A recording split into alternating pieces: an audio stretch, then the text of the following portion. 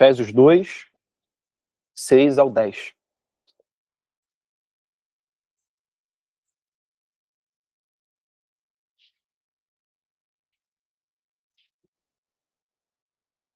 Vamos lá, então. Eu vou retomar do 4 em diante para tomar todo o raciocínio do apóstolo Paulo. Então, ele disse a partir do verso 4: Mas Deus, sendo rico em misericórdia, por causa do grande amor com que nos amou, e estando nós mortos em nossas transgressões, nos deu vida juntamente com Cristo. Pela graça, vocês são salvos. E juntamente com ele, nos ressuscitou, e com ele nos fez assentar nas regiões celestiais em Cristo Jesus. Verso 7. Deus fez isso para mostrar nos tempos vindouros a suprema riqueza da sua graça, em bondade para conosco, em Cristo Jesus. Porque pela graça vocês são salvos mediante a fé. Que declaração! E isto não vem de vocês, é dom de Deus. Verso 9. Não de obras, para que ninguém se glorie, pois somos feitura dele, criados em Cristo Jesus, para as boas obras, as quais Deus de antemão preparou para que andássemos nelas. Todo o evangelho está resumido aqui, gente. Então vamos fazer uma oração para a gente iniciar. Pai, muito obrigado, Senhor, por mais um dia de culto, de estudo, de adoração, mais um dia em que nós nos reunimos para ouvir a sua palavra, Senhor. Pedimos que nessa manhã o Senhor abra o nosso entendimento, o nosso coração, e que a gente possa, com a ajuda do Espírito Santo, compreender esses versos que são fantásticos e que são de valor inestimável para a nossa felicidade nessa vida, Senhor, porque tudo reside nesses versos, todo o Evangelho, que a gente nunca os perca de vista. Pedimos perdão também pelos nossos pecados e pedimos que o Senhor guarde e abençoe aqueles que não puderem comparecer hoje aqui ou assistir à distância. Em nome de Jesus, que nós oramos, amém. Gente, então, verso 6 em diante. E juntamente com ele, nos ressuscitou e nos fez assentar nas regiões celestiais. Percebam que o apóstolo Paulo está falando sobre algo definitivo, algo que já foi feito. Ele não está falando sobre uma ressurreição que vai acontecer. Ele está falando sobre algo invisível, de natureza espiritual, e que envolve a nossa alma, ou vocês podem chamar de espírito. Ele está falando a respeito disso, não daquela ressurreição que a Bíblia diz que haverá de acontecer com todo o povo de Deus, e que diz respeito aos nossos corpos. E para quem tem dúvida quanto a isso, a Bíblia é muito clara em dizer que todos haverão de ressuscitar. Haverá um dia em que Deus, através do seu poder, ressuscitará a todos. E todos haverão de prestar contas pelo que fizeram através do corpo. E a Bíblia ensina isso. Ensina do início ao fim. Pode falar, já. Lembra, chama a atenção que ele falou no passado, né? Deus ressuscitou com ele para reinar no futuro. Sim. Eu tinha parado para ver esse detalhe aí do tempo verbal. Pois é. O tempo verbal é importantíssimo aqui nesse... É uma sacada. Exatamente, exatamente. E o tempo é importantíssimo aqui porque a gente tem que entender as implicações do que ele está dizendo. Elas dizem respeito àquele fato histórico da cruz de Cristo. Ali, algo de natureza espiritual aconteceu. Ele atrela ou vincula a ressurreição do nosso espírito à ressurreição de Jesus. Aí vocês podem perguntar, mas no Antigo Testamento, as pessoas que morreram antes de Jesus, a morte e ressurreição de Jesus, ela tem essa extensão atemporal. Salvou Enoque, Abraão, Isaac, Jacó e salvou gente que ainda não nasceu. É isso que a Bíblia tem a dizer sobre a morte de Cristo. É o sangue do eterno Filho de Deus que foi derramado, cuja extensão de alcance, de perdão, se estende a todas as gerações, sem exceção. Então a gente deve entender que aqui, quando ele diz, e juntamente com ele nos ressuscitou, ele está dizendo que a ressurreição de Jesus implica na ressurreição espiritual do seu povo. Ele ressuscita em espírito e o seu povo ressuscita com ele. Algo aconteceu com ele que ainda não aconteceu conosco, porque ele ressuscitou também fisicamente. E os discípulos foram testemunha disso. Contudo, essa ressurreição espiritual nós compartilhamos com ele. E o apóstolo Paulo afirma que Deus nos fez assentar nas regiões celestiais com Jesus. O que isso significa? O que isso significa é de que o nosso espírito, ele se encontra ligado de tal maneira ao Senhor Jesus que é algo indivisível, inseparável. Nós estamos em espírito com ele. Se você nasceu de novo, se você passou por uma experiência de conversão, a sua verdadeira vida, ela não diz respeito a esse mundo. Ela se encontra, como diz Paulo em Colossenses, escondida, guardada com Deus em Cristo Jesus. Essa é a verdadeira vida. A partir do momento que a nossa vida biológica termina aqui, a vida consciente continua imediatamente nas regiões celestiais com Cristo. Não há morte no sentido de você perder ou sair do estado de consciência. A Bíblia ela desconhece uma morte que envolva o término do estado da consciência. A Bíblia desconhece. Todos os que morreram continuam a sua vida consciente. Isso é algo que a Bíblia deixa muito claro. O que termina é a vida biológica. A Bíblia ela deixa muito claro, Marilza, que todos aqueles que morreram, eles não entraram no estado de inconsciência. Todos permanecem no estado de consciência, porque a alma ela é eterna. Então, independente se a alma está com Cristo ou não, neste momento, ela se encontra no estado de consciência. Os ímpios também. Os ímpios também. E é o tempo que eles mais sofrem, né? Quando eles estão lá do lado aguardando. Sim, a Bíblia descreve o povo de Deus que já faleceu e que se encontra com Cristo, clamando para que Jesus volte logo. E Apocalipse descreve o Senhor dizendo, né, temos que esperar até que todo o número se cumpra. São coisas assim bem claras, é que é difícil de crer, porque a nossa fé é muito fraca. A gente pensa que isso é ficção, é coisa de filme, o problema é que Cristo apresentou isso da maneira mais assim, categórica possível. Pedro, eu acho que todo crente crê. Agora, quem não é, não crê. Quem não é, não crê. Quem não crê que Cristo vai voltar? Eu creio. Pois é. Eu estou aqui por isso. Quem não crê, é natural que não creia, né? Que tenha tudo como uma loucura. Sim.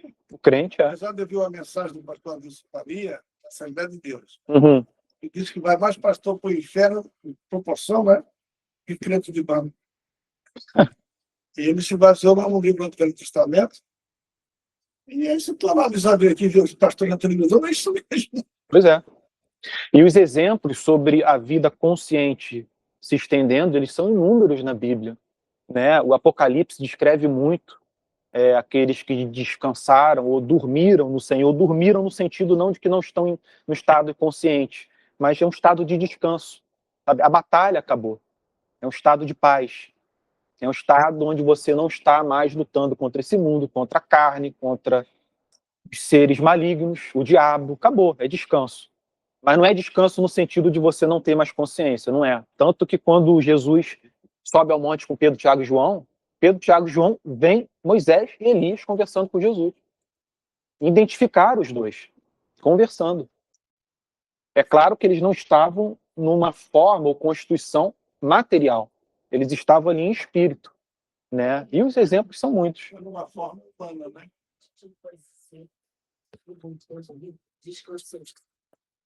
Na verdade, eles têm a consciência que são errados, tá? É isso? Na verdade, o quê? Está falando de descanso. O descanso, a Bíblia apresenta, é algo exclusivo daqueles que morreram em Jesus, com fé em Jesus. A Bíblia faz uma distinção entre aqueles que morreram em seu pecado e aqueles que morreram em Cristo. O descanso é reservado para o povo de Deus. E esse é um assunto que, se a gente entrar, vai tomar a aula toda, mas é algo que a Bíblia deixa muito claro. Eu gosto bem. A gente pode abordar. Depois é um descanso, né? Voltou o pó, e o espírito volta a Deus com Deus. Uhum. O espírito que voltou para Deus, ele descansa no descanso. Sim. A grande verdade, que a gente nunca pode esquecer, é que para a Bíblia a alma é indestrutível. Esse é o ponto. Ela não pode ser destruída, pois ela foi criada à imagem e semelhança de Deus. O espírito é vida e a alma é consciência. Os dois andam juntos. Você tem... Salmo, Pois é, pois é. né? E vê que o espírito e a alma andam juntos, eles não se separam. Uhum. Então, Ele citou... Você citou Salmos, né, Jael? Pode repetir para a Marilza o verso? Não me lembro. Não lembro. Só sei que ele disse, o salmista disse que espírito e alma andam juntos. É, Não se separam. sim. Um é a consciência. Davi É a vida. vincula a alma e o espírito, Não sei, e a consciência. Pode ter sido Asaf, né? eu não me lembro, mas ele fala sobre isso. Agora, o importante desse verso, pessoal, e juntamente com ele nos ressuscitou e com ele nos fez assentar nas regiões celestiais em Cristo, é que a gente saiba da condição da nossa salvação. É uma condição de garantia absoluta. Sabe? Nós fomos comprados por um preço muito alto. E ninguém pode tomar isso das mãos de Deus. A gente vai ver nos versos seguintes que essa doutrina ela é tão bem estabelecida pelos apóstolos, por Cristo, que a ideia de você lutar para alcançar o favor de Deus, para conquistar o reino de Deus, ela é irracional para a Bíblia. Ela é nociva para a segurança de salvação, para a nossa alegria. E foram esses versos, na verdade não foi esse, o verso 8, porque pela graça vocês são salvos mediante a fé, mas foi um verso de Gálatas que fez com que Lutero rompesse com a Igreja Católica. Sabe? Hoje ele é odiado. A Igreja Católica tem ódio mortal de Martinho Lutero. O problema é que ele viu algo que o sacou daquele estado de uma luta interminável, de uma batalha diabólica dele tentando alcançar uma justiça que satisfizesse o Senhor. E ele fala sobre as inúmeras noites de oração, ajoelhado, descalço no frio, jejuns sem fim, sabe, restringindo a carne de uma maneira ascética, e ele falou, olha, eu vivi um inferno. Quando eu compreendi que o justo viverá pela fé, de que nós somos salvos pela graça mediante a fé, eu me libertei dessa prisão. E a reforma eclodiu.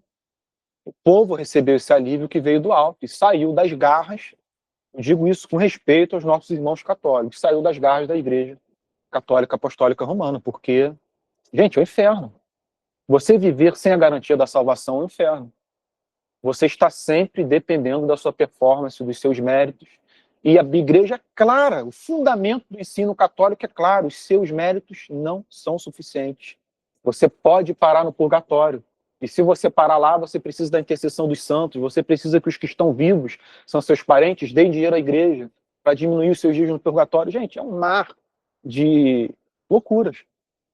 E que lançam as pessoas num estado de ansiedade espiritual que não tem cura. Psicólogo algum dá conta do que essa doutrina faz com o coração dos seres humanos. Então esse rompimento ele foi essencial. A reforma ela foi a melhor coisa que aconteceu com a igreja nos últimos 2000 anos, com exceção do primeiro século, né? Porque foi uma libertação. E é claro que aqui eu não estou relativizando as consequências que ocorreram, a violência que permaneceu entre protestantes e católicos. Isso não tem cura, isso é fruto do pecado. O ser humano se inclina naturalmente para o mal. A questão é que na reforma houve um retorno às escrituras, e especialmente ao fundamento da salvação, que é a fé que Deus dá como um dom. Como a gente vai ler aqui, um dom. É gratuito. Você não precisa conquistar, ele dá gratuitamente. Você só tem que entender que o meio de salvação que ele estabeleceu é o seu filho, não é outro. Não é a sua justiça, não é a igreja, não é a instituição, não é o magistério, não é a tradição dos pais, é Cristo. E o grande problema da Igreja Católica é que eles inserem Cristo no meio e adicionam os pais, adicionam a tradição, adicionam a igreja, adicionam a missa, adicionam compra de relíquias, oração, intercessão dos santos, confissão a padre. É um mar de iniquidade. Infelizmente, é iniquidade. Para a Bíblia, é um mar de heresia. Contudo, isso não significa que nós não tenhamos irmãos ali dentro, irmãos verdadeiros. Por quê? Cristãos vieram do meio da Igreja Católica. A reforma eclodiu aonde? Do lado de fora? Não, do lado de dentro da Igreja Católica. Então existem irmãos na fé ali. O problema é que é gente que se encontra aprisionada a esse fundamento teológico que rege toda a igreja. Nunca foi revogado. Nada disso que eu falei para vocês foi revogado. Nada. Eles acreditam ainda em tudo. Tudo. Inclusive, tem uma maldição que foi lançada sobre os protestantes que nunca foi revogada. Uma maldição. Essa maldição constitui no quê? No fato de que nós acreditamos que a salvação se dá única e exclusivamente através da fé em Jesus. E uma maldição foi lançada sobre os protestantes. Claro que não existe maldição. O que eu estou dizendo é que isso foi feito, se eu não me engano, no concílio de...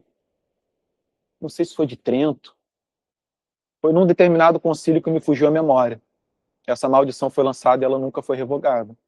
Mas Pedro falando sobre alguns católicos são, aí eu fui cumprir com tudo, porque a Bíblia diz que o idólatra não tem salvação.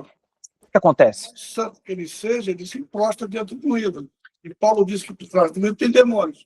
O problema é o seguinte, pode ter, você tem idolatria, Ele sai dali. mais ou menos. O que acontece? A nossa condição, ela não é uma condição na qual a gente se encontra isento e totalmente protegido de incorrer em erros gravíssimos. Não é, nunca foi, nunca será.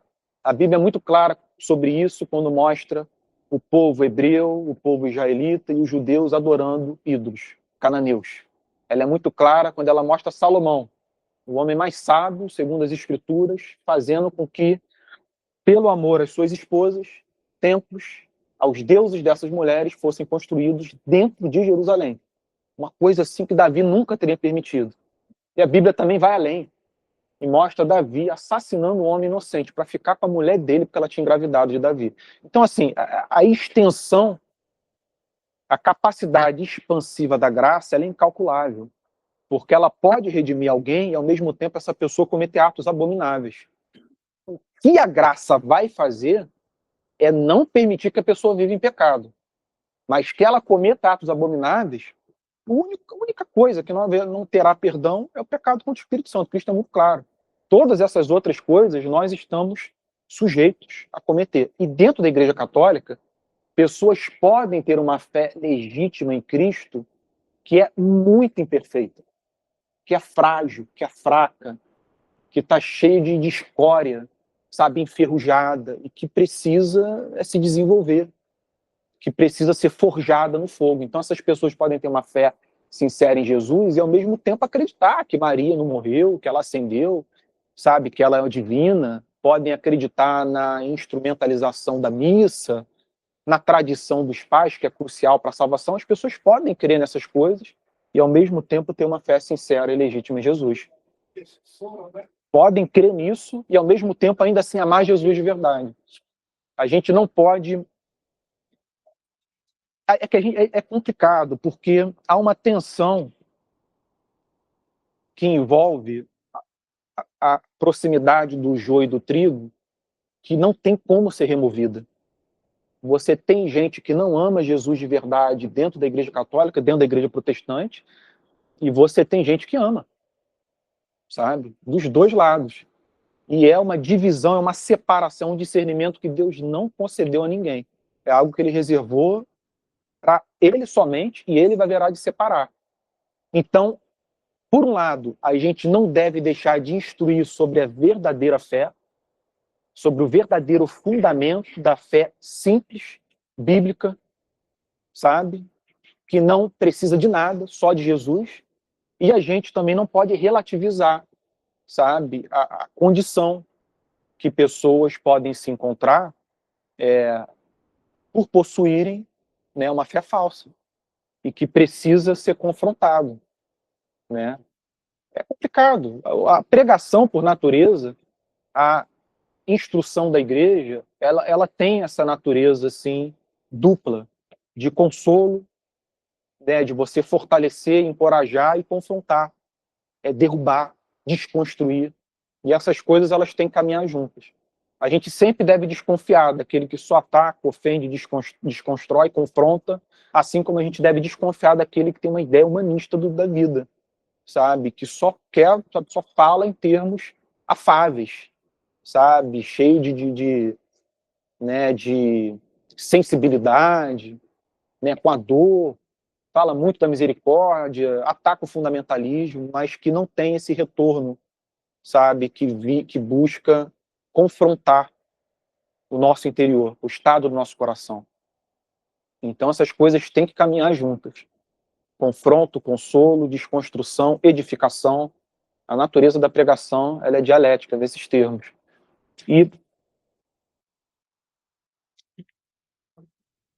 juntamente com ele nos ressuscitou e com ele nos fez assentar nas regiões celestiais em Cristo Jesus. Verso 7. Deus fez isso para mostrar nos tempos vindouros a suprema riqueza da sua graça.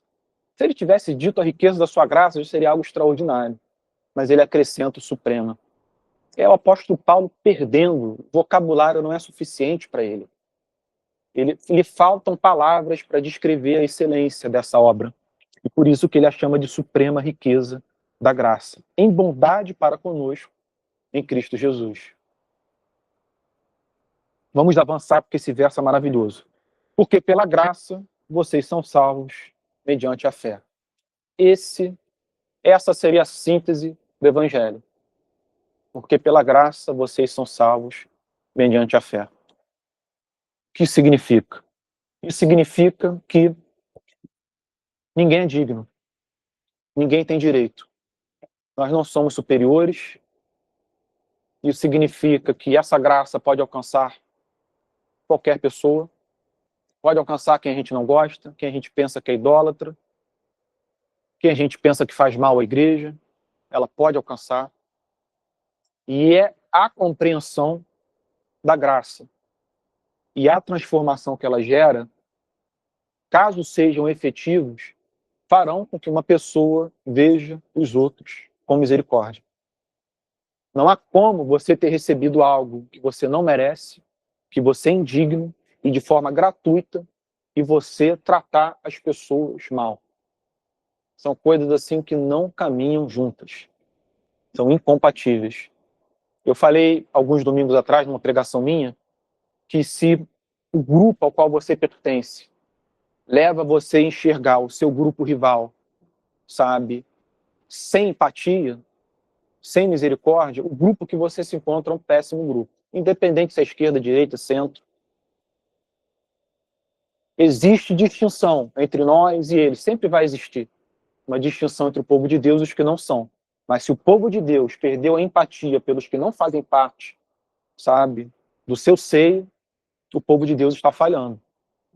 E ele precisa retornar a esse amor gracioso. Esse amor que é gerado pela graça.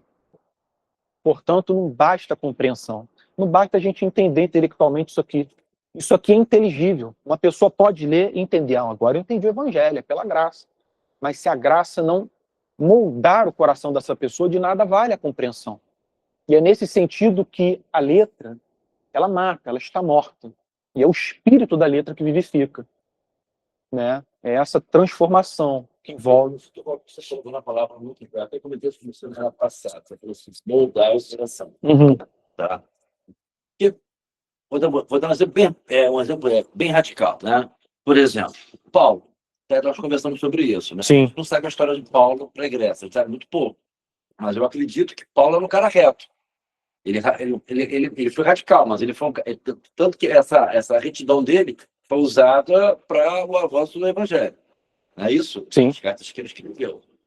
Como eu falei, eu não creio que Deus é um sádico de marionete que hoje vou fazer você ficar bonzinho, vou fazer você ficar mal. Não. Tanto que Salomão fala o quê? Guarde seu coração, porque dele provém.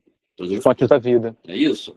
O caso do jovem rico, ele optou pelos bens materiais. Pela riqueza. Tanto que você falou. Tem um brasileiro que disse que Cristo viu ele embora e não foi atrás dele. Por quê? Acredito eu que Cristo já sabia o que estava no coração dele. Entendeu? Então, por exemplo, Ananias e Safira. O que eles fizeram, porque deram dinheiro menor, eles foram mortos. Ou seja, o que estava no coração deles para eles tomarem aquela decisão.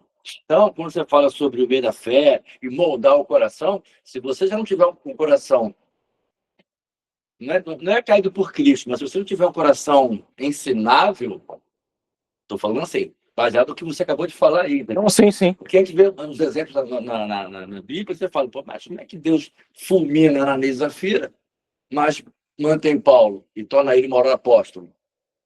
Você vai ficar maluco. É difícil, não é uma questão. É difícil você... Não é não é uma questão que foi levantada agora, se pensa a respeito disso há 2000 anos, literalmente, e todos os católicos, protestantes, todo o período da Idade Média, todos discutiram e debateram isso. O consenso, pelo menos dentro da teologia reformada, eu acredito que é a melhor teologia, porque é aquela que se atém ao texto, que respeita a sua natureza divina, que não deseja ficar aquém nem além. Para mim, a teologia reformada é a melhor de todas, é a mais bíblica possível. O consenso é de que você tem essas duas doutrinas na Escritura. A soberania de Deus, ele tem o direito, o poder e a autoridade de fazer o que ele quiser. E ele não pode ser tido como mal por causa da nossa interpretação, da nossa forma de analisar as coisas. É ele que tem o conhecimento de tudo. E é ele que tem o poder para resgatar aqueles que ele decidiu resgatar. Sabe? Ele não resolveu salvar toda a humanidade. A gente não tem uma resposta do porquê. Sabe? O que a gente tem é de que ele é livre. Se ele tivesse que salvar todos os seres humanos, ele não seria livre. Ele estaria amarrado à sua misericórdia. Mas ele é um ser perfeito em todos os seus atributos. E ele decidiu derramar da sua justiça sobre esses, que ele não haverá de alcançar pela sua graça. Então você tem a soberania de Deus, por um lado. Ele é livre para fazer o que ele quiser e ele é digno. Ele pode fazer coisas que a gente pensa que é perverso. Mas o que a gente deve é duvidar da nossa concepção sobre o que ele faz ou deixa de fazer, e não dele mesmo. E, por outro lado, a gente tem a doutrina da responsabilidade humana. E essas duas coisas, elas estão em paralelo em toda a Escritura. A soberania de Deus e a responsabilidade do ser humano. O ser humano que não foi alcançado pela graça de Deus, ele é responsável por ter rejeitado o Evangelho. Aí alguém poderia perguntar, mas como assim? Deus não alcançou, como é que ele poderia se salvar? A resposta final que Paulo dá em Romanos é essa. Mas quem é tu para discutires com Deus? Ele não tem direito sobre o vaso? Paulo usa a metáfora do olheiro e do barro. O olheiro não tem direito de moldar o vaso na forma que ele quiser. Porque essas objeções todas que foram debatidas ao longo dos anos, elas eram debatidas no primeiro século. E o apóstolo Paulo trata delas na epístola de Paulo aos Romanos.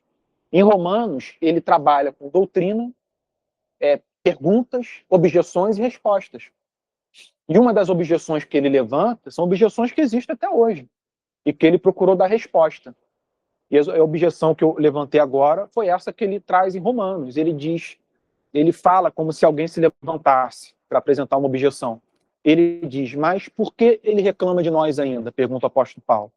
Como se fosse uma pessoa que estivesse ouvindo Paulo e discordando dessa doutrina.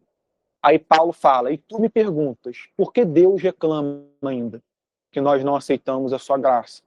Afinal, ele tem todo o poder, ele salva quem quer, por que ele ainda reclama? Aí Paulo dá a resposta à objeção. Mas quem és tu para discutir isso com Deus? Sabe?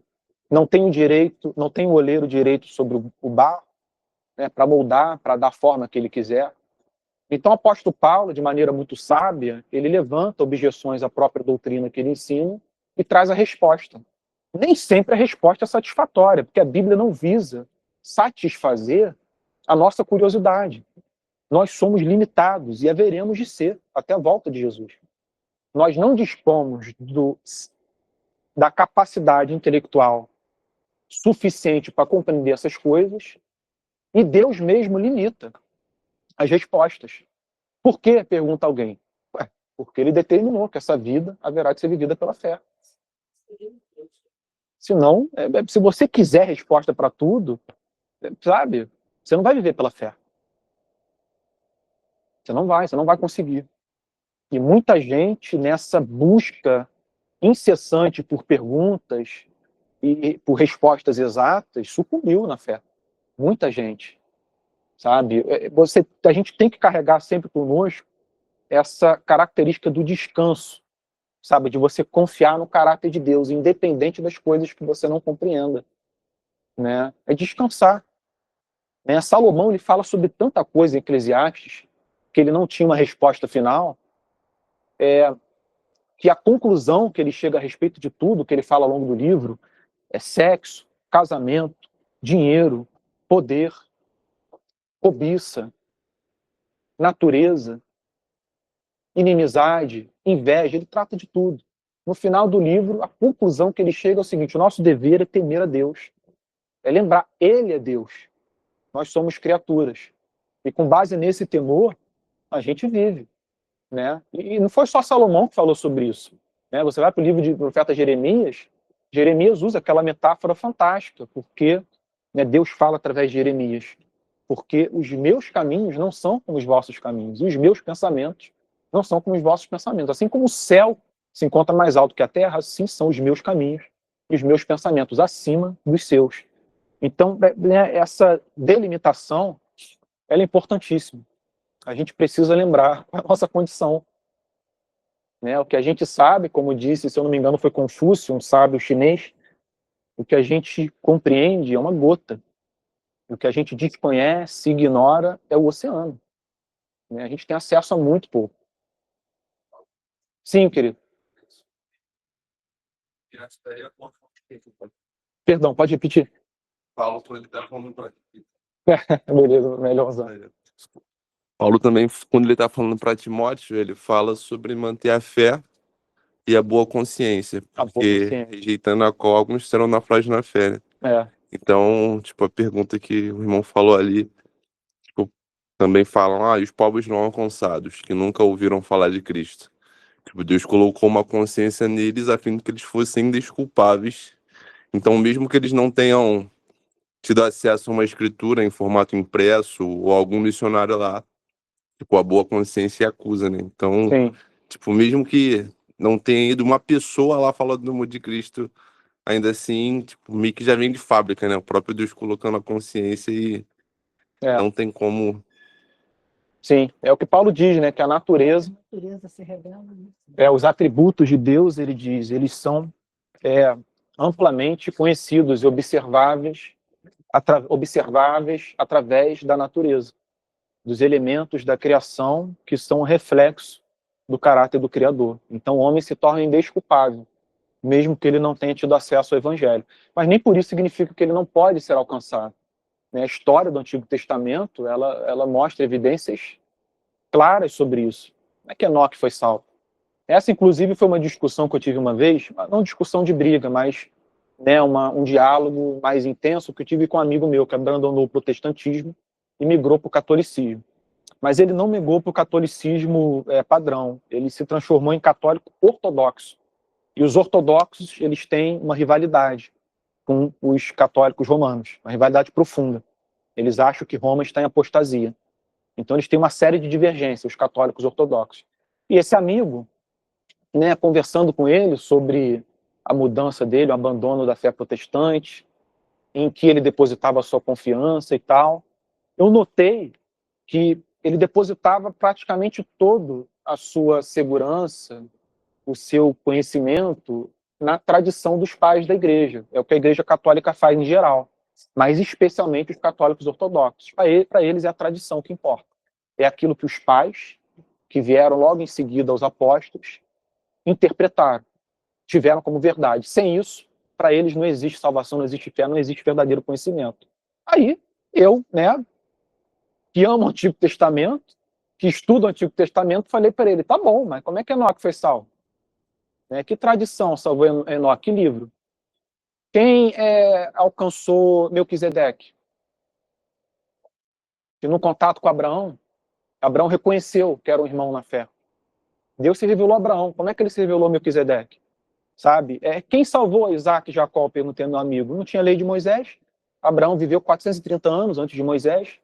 Aí eu falei para ele, você deposita a segurança da nossa salvação em algo que não possui resposta para os nossos irmãos na fé do Antigo Testamento, que viveram antes de qualquer tipo de lei, de qualquer coisa escrita, sabe? Antes da entrega dos mandamentos, sabe? Quem salvou José? Moisés veio depois. José não sabia o que eram os mandamentos de Deus, nem Abraão, nem Isaac, nem Jacó. Ou seja, Deus pode, ele é poderoso para alcançar pessoas, ainda que o evangelho não tenha chegado. O problema é que nesse momento que nós vivemos, nessa geração, nesse tempo, o evangelho se espalhou pela terra, né, pela graça de Deus. Então as pessoas não somente têm o testemunho da criação, elas têm o testemunho verbal, né? Enfim, mas esse ponto que... Como é que é o seu nome mesmo? Caio. O ponto que o Caio levantou é importantíssimo, né? A questão da nossa consciência. É ter incutida nela a realidade de que nós somos criatura, de que existe um Criador, de que existe algo por trás da criação, que a gente se recusa a amar. Pedro, fala essa palavra bem. Sim, já, claro. Perfeito. Extremamente descobrido. Hoje você está afiado. Porque É bom, é bom. lendo muito, cada vez você vai lendo, a cabeça vai Sim, sim. funcionando, entendeu? Hoje, é indesculpável você falar, dizer que você não conhece Jesus ou Deus. É indesculpável. Na maioria dos lugares, Aí você imagina, vamos voltar lá atrás. Rabi, alguém passou o WhatsApp para Rabi para falar, ó, tá acontecendo isso. Eu ouvi falar desse... Ela temeu Deus sem conhecê-lo. Sim, Só exemplo saber. excelente, Entendeu o que eu estou falando? Só pela notícia que foi se Você propaganda. veja que ela fez parte do povo, porque Sim. não era. Sim, Tanto que ela faz parte da genealogia de Jesus, sim, entendeu? sim, Então, ou seja, eu acho que hoje é muito mais grave, porque hoje você pode falar assim, ah, não estou sabendo. sim. É muito mais grave. Todos têm conhecimento. Todos têm conhecimento. São todos desculpados. Então, hoje você não tem coisa de falar assim, ah, eu não sabia. Não, você não quis saber. É bem diferente. Sim, é diferente. É diferente. O bom, eu já estou vendo que foi muito bom ter começado a aula mais cedo. São 9h40 ainda, já teve muita aula. Eu ainda vou avançar mais um pouco, porque a gente tem tempo. Foi ótimo, reduzir, antecipar a aula foi ótimo. Então, vamos terminar pelo menos o verso 8 hoje, porque ele é maravilhoso.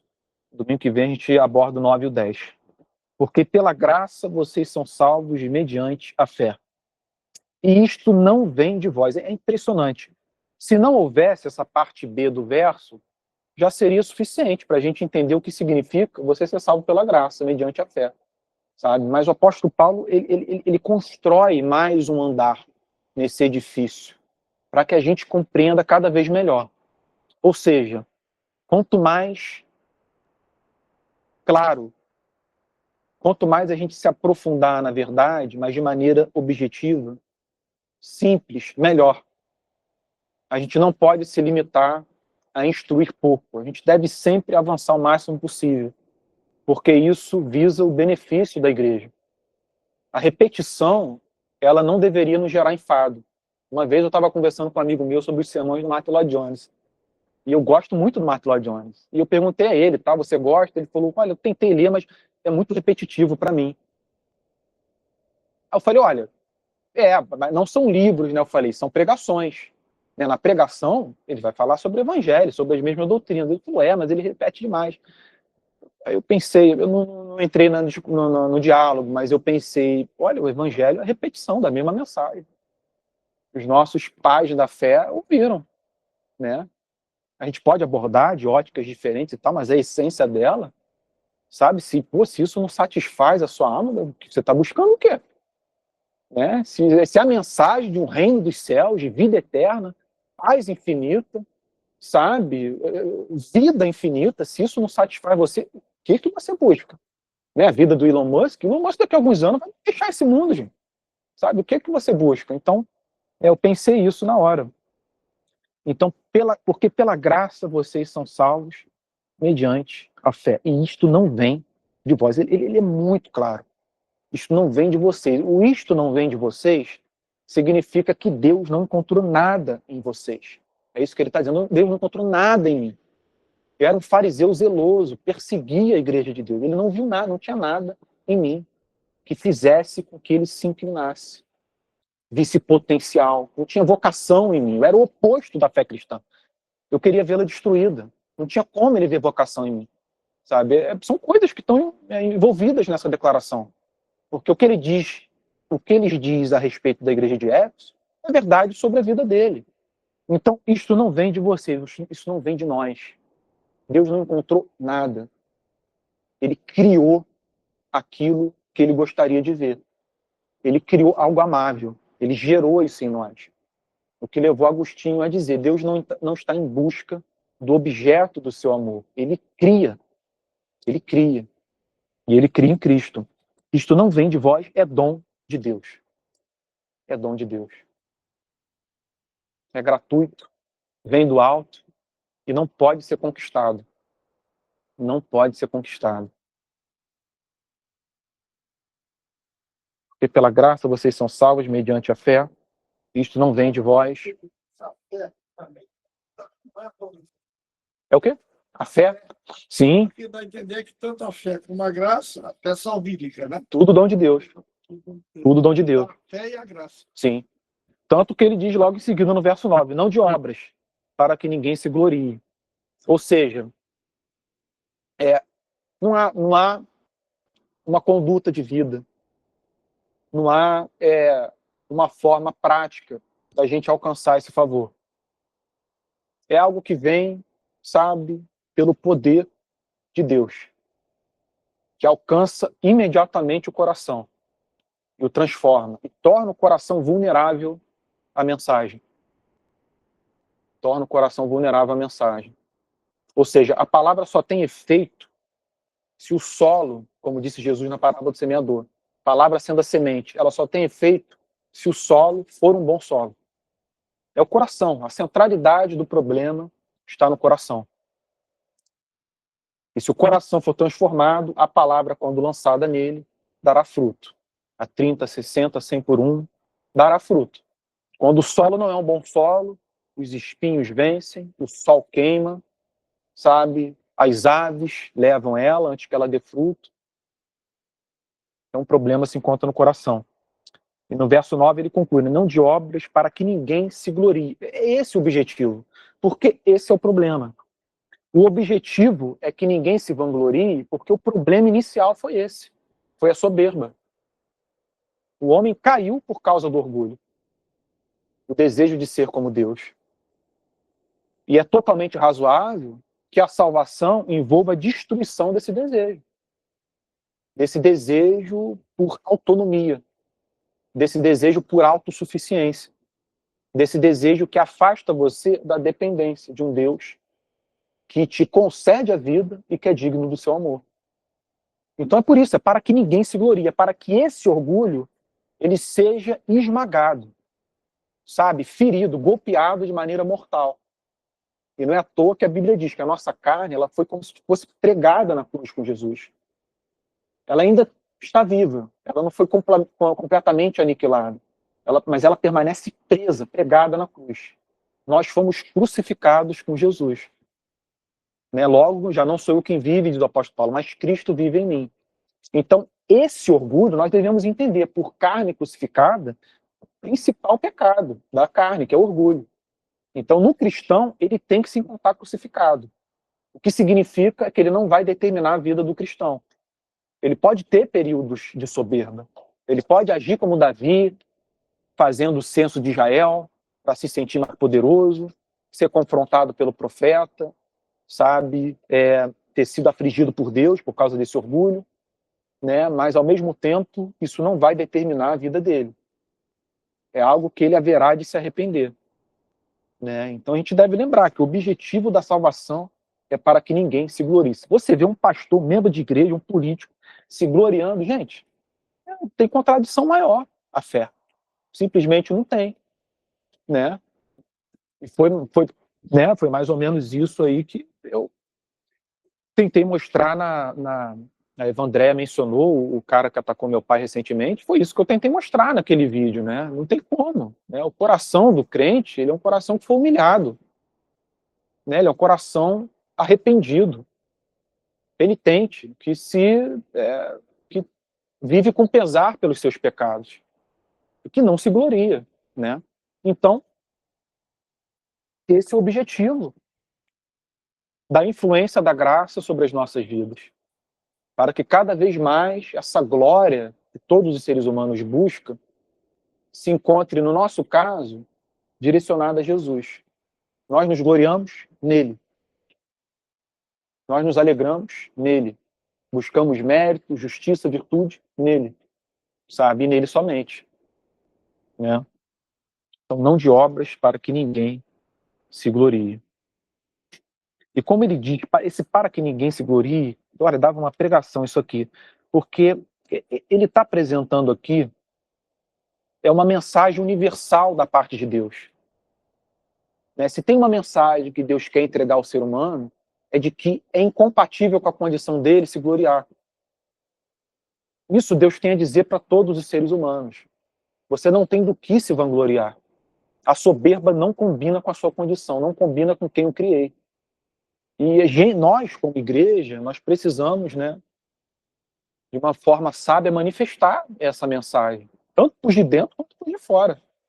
Os de dentro, né, nos últimos dias tem sido dado péssimo testemunho com relação a isso, né? Então a gente precisa resgatar essa mensagem que Deus quer comunicar ao ser humano, de que não cabe, não combina com ele a soberba. Né? O apóstolo João, inclusive, diz na epístola dele de que a amizade com Deus implica a amizade com o mundo implica inimizade com Deus. E ele diz, porque tudo aquilo que se encontra no mundo, né, concupiscência da carne, dos olhos e a soberba da vida, sabe, não procede do Pai. É algo que foi originado por outro, em outro, que não Deus, né?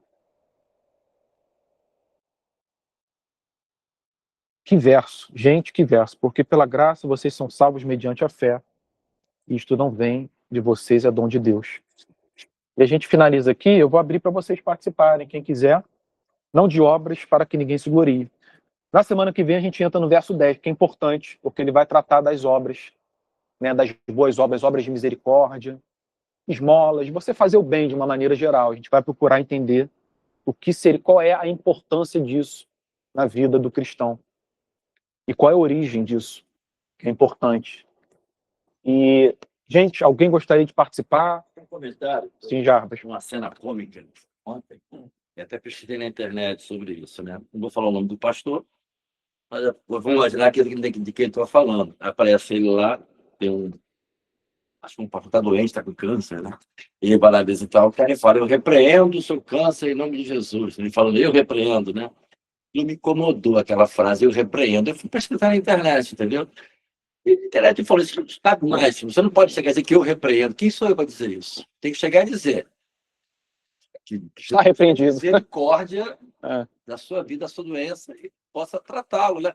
Que aí a própria internet me repetiu, usando o exemplo de Pedro, né? Que Pedro fala aqui, ó, eu não possuo nem ouro nem prata, mas o que eu tenho eu te dou. Em nome de Jesus, levante-se antes. É um texto bonito. Entendeu? É.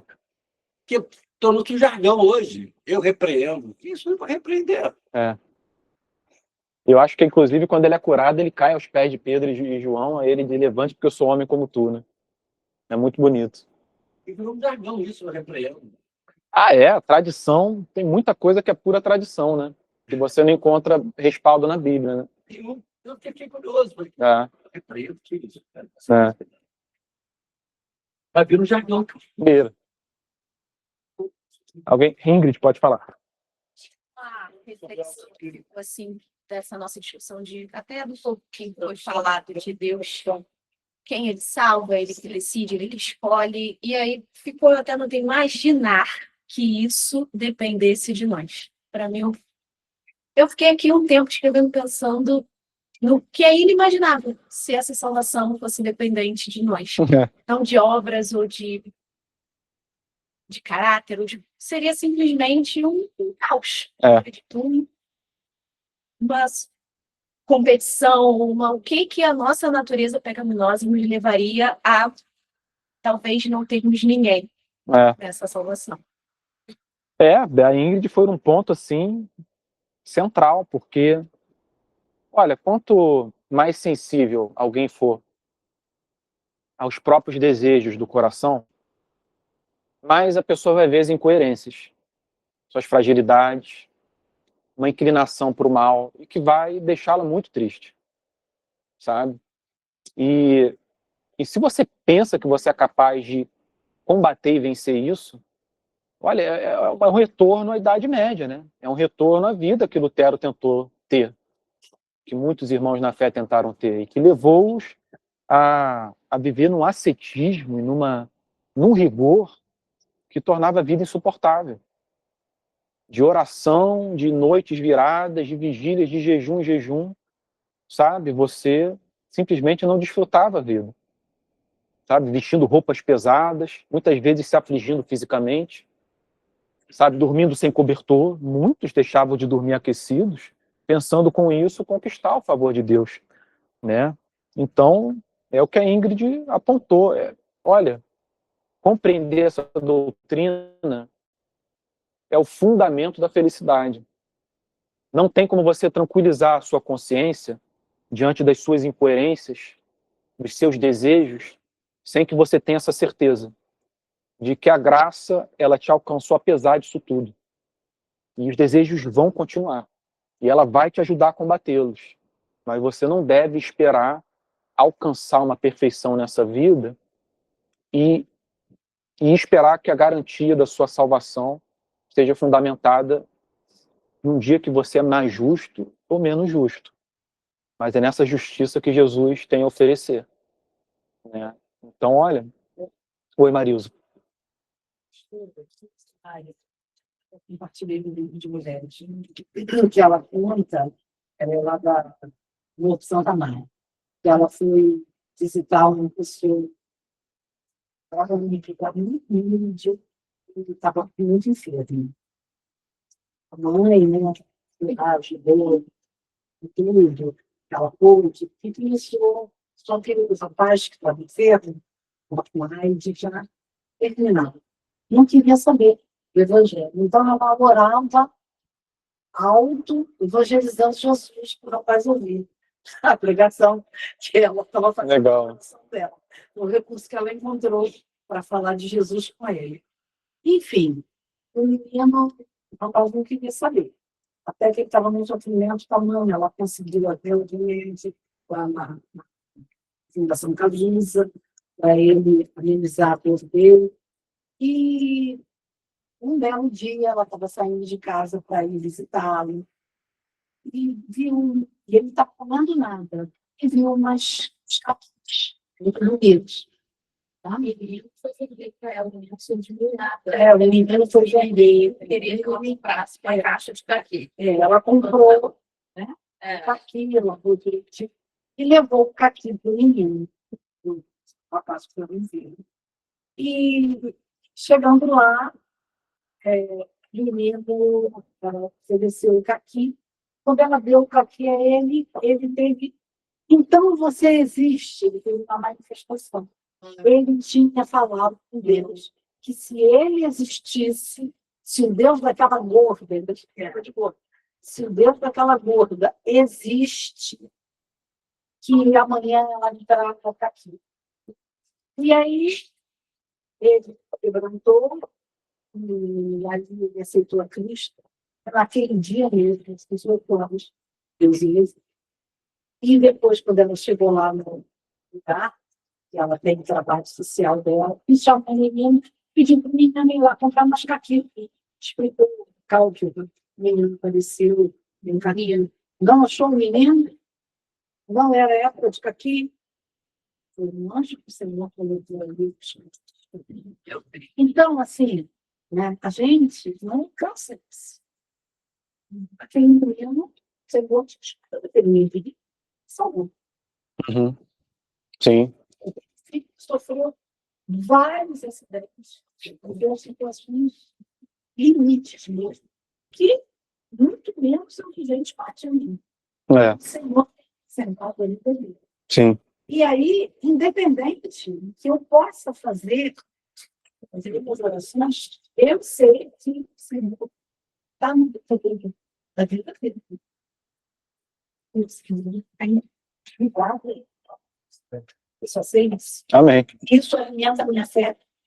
Isso me sustenta. Você não deixa eu me desesperar, nem perder a alegria da salvação, Sim. a alegria de viver esse momento. Porque eu sei que eu vou ter que. Amém. Amém. Segurar o dia de Cristo. Vou tirar uma foto nossa, que está bem bonita a sala agora. Só uma selfiezinha. Eu vou me pegar com o selfie.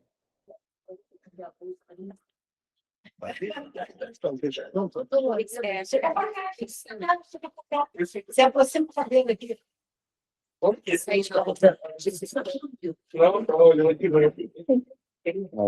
Você tem que ser depois da mesa.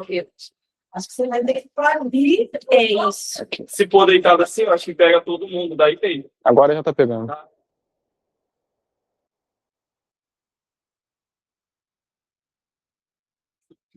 Beleza. Depois eu mando lá no Telegram para vocês. Gente, 9h59. Alguém mais antes da gente encerrar?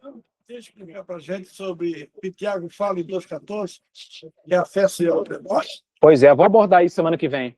Parece que Tiago está contradizendo Paulo, né?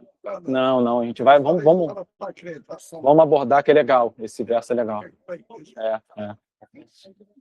Mas, gente, acho que a gente pode encerrar, então. Eu tive a impressão de que essa aula foi o dobro do tempo do normal. Eu achei que valeu muito a pena começar mais cedo.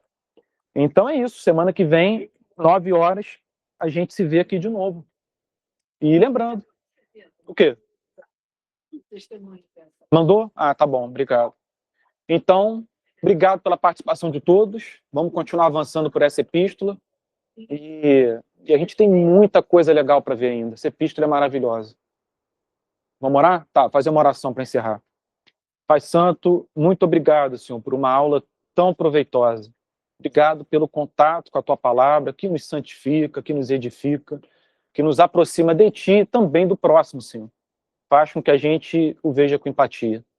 Que esse efeito nunca cesse sobre as nossas vidas. É isso que pedimos, em nome de Jesus. Amém. Amém.